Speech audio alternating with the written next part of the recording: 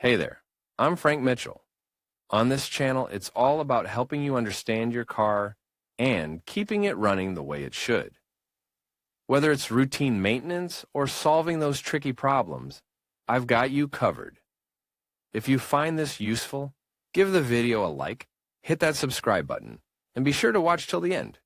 You might learn something that saves you time and money. All right, let's get started. Owners, drivers, until now, these were the terms used to refer to people connected to cars. Now, however, this concept has changed to user, and a clear allusion to the new digital world. This is one of the main conclusions presented today in the White Paper on Intelligent Mobility as a Service, MMSC, a document in which Nissan, ALD Automotive and Grant Thornton, among others, have taken part.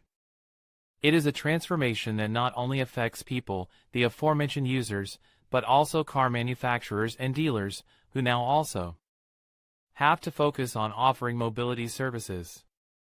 In this way, all brand and dealer services will have to have the user at the center of their offer and their strategy.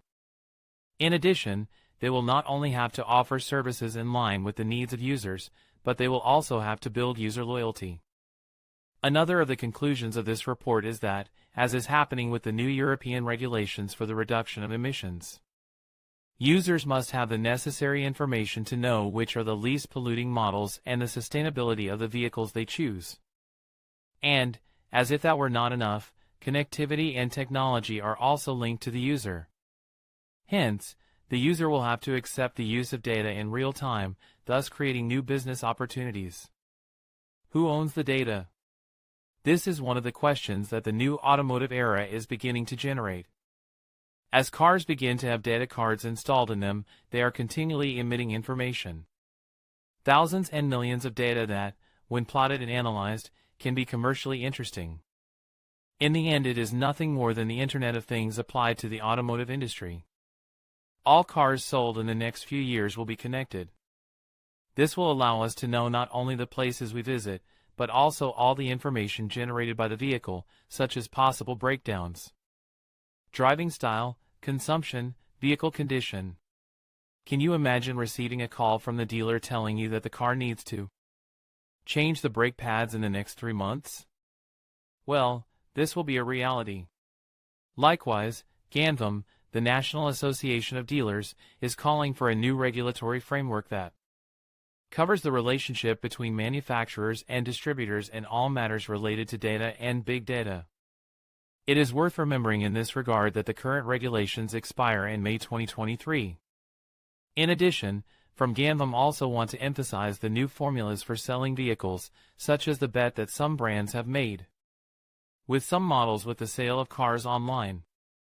In this regard, GANVM points out that the manufacturer cannot be prohibited from selling its vehicles, but the network should be compensated for the investments not amortized and the cost of layoffs when dispensing with sales channels. Dealers will have 12,500 charging points. This is another of the measures that we have known today and that demonstrate the great change that the automotive industry and in this case the dealerships are undergoing.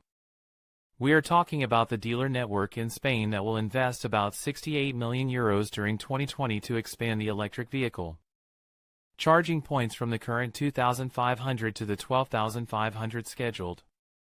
This was announced today by Marta Blasquez, Executive Vice President of Facanato, the federation that brings together dealers, during the event Citizenship and Sustainable Mobility, Expectations for a Just Transition, organized by Facanato together with the Ministry of Industry, Trade and Tourism and Mobility Car Experience, within the framework of COP25.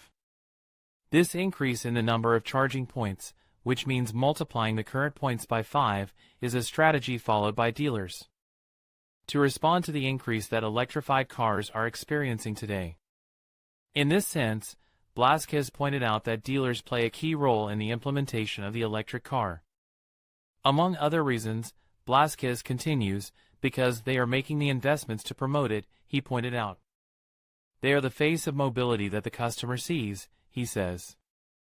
In addition, these charging points will not only be in urban Spain, but also in the empty, since there are dealers in the cities, but also in the villages, he commented. Dealers already play a key role in the implementation of electric vehicles because they are providing the means and investments to promote it, and because there is a dealer in every major city or town in our country.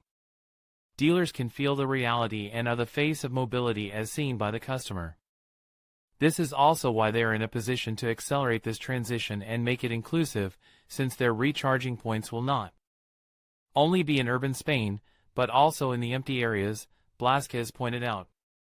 Not only electric vehicles, we must also invest in renewing the fleet. Another aspect on which both Faccinato and Gandvam have agreed is that it is not only necessary to focus on electric vehicles. It is also necessary to remove older vehicles from circulation because they are the ones that pollute the most, both organizations have pointed out. That is why they have asked the administration for scrappage plans, as well as a green taxation that penalizes their use. In this regard, we have also learned today that, according to a report by ACEA, the Drivers Association, Spain has a vehicle fleet age of 12.4 years.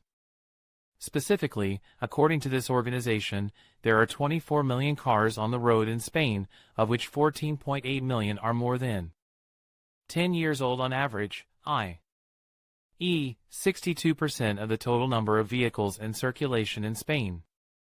In conclusion, the automotive industry is undergoing a profound transformation, shifting from a model where individuals are solely owners and drivers to one where they are users of shared mobility solutions. This evolution is driven by advancements in technology, changing consumer preferences, and a growing emphasis on sustainability. As we move forward, we can expect to see more innovative services that prioritize convenience and efficiency, reshaping our relationship with transportation. Embracing this change will not only redefine how we travel but also contribute to a more connected and environmentally friendly future. Thank you for joining us on this exploration of the automotive industry's exciting journey.